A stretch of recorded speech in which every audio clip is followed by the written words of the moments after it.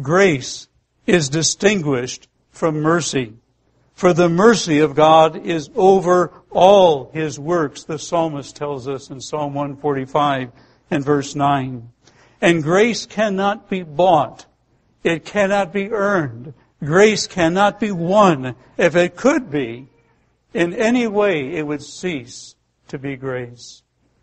Grace is so far different than what many men think today of finding a way to be acceptable with God.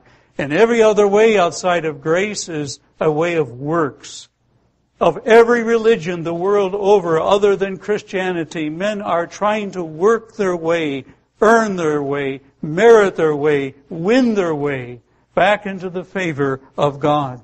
But only the grace of God will bring a hell-deserving lost soul back into the very presence and the favor and the blessings of God. And so that requires us to understand what grace is. And there are many definitions that men have given in various commentaries, and many theologians have given statements on how they would define grace. And I have one that is one of many that I think pretty well narrows it down.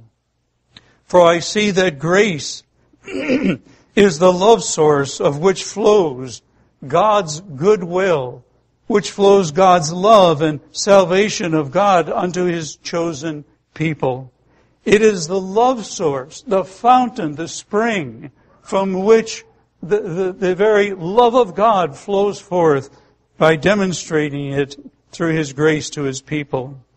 Grace, we know, is completely, wholly unmerited.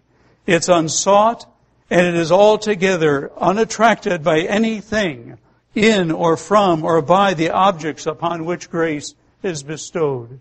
If we think for a moment that God shed His grace upon us because He saw something worthy, something of merit in us, we are of a proud heart and do not know the God of all grace.